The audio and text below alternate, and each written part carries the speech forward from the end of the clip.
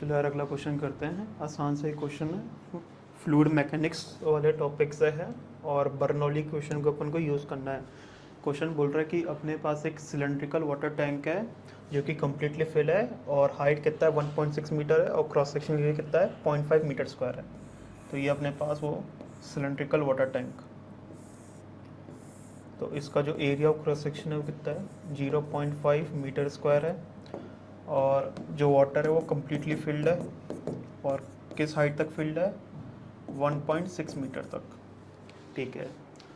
A small hole in its side at a height 90 centimetre from the bottom.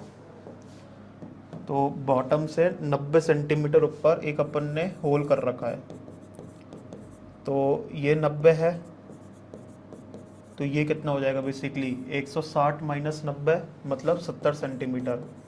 तो जो whole है वो अपनी फ्री सरफेस से 70 सेंटीमीटर नीचे है।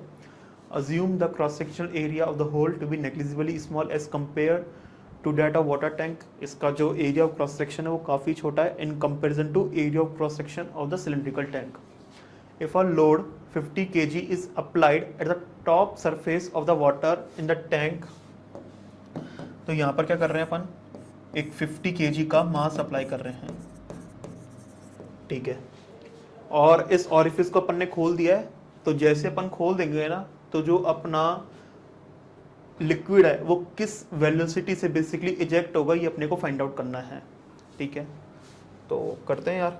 तो एक तो मैं ये वाला पॉइंट ले लेता हूँ और एक मैं ये वाला पॉइंट ले लेता हूँ। इसको 0.1 बोल रहा हूँ, इसको मैं 0.2 बोल रहा हूँ और 0.1 और 0.2 के बीच में क्या अप्लाई कर रहा हूँ, बर्नौली अप्लाई कर रहा हूँ। तो 0.1 पर जो प्रेशर होगा वो क्या होगा, 0.1 पर प्रेशर हो जाएगा P0 प्लस 500 अपॉन 0.5। ठीक है, plus half rho v square वाला टर्म तो मैं नेगलेक्ट कर दूंगा।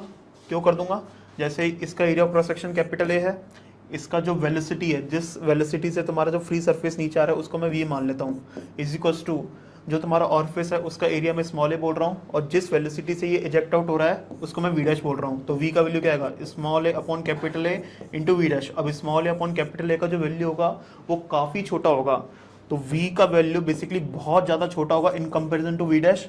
तो इस v को मैं क्या मान सकता हूँ, नेगलेक्ट मान सकता हूँ। तो हाफ रो v स्क्वायर, तो इसको मैंने नेगलेक्ट कर दिया। ठीक है, इसको मैं अपना रेफरेंस लेवल मान रहा हूँ या डेटम लेवल मान रहा हूँ, तो ये इससे कितना ऊपर है, ये 70 सेंटीमीटर ऊपर है। तो क्या लिखूंगा मैं, रो g और 70 सेंटीमीटर मतलब 0.7। ठीक है, इज इक्वल टू यहाँ का जो प्रेशर होगा किसके बराबर होगा, P0 के बराबर होगा, plus half rho v dash का होल स्क्वायर, जिस वेलोसिटी से बेसिकली फ्लूइड इजेक्ट आउट हो रहा है तो वो वी डैश है, प्लस ये तो अपना रेफरेंस लेवल है तो यहाँ पर तो h 0 होगा, तो ये रो जी h वाला टर्म क्या आ जाएगा, 0 आ जाएगा।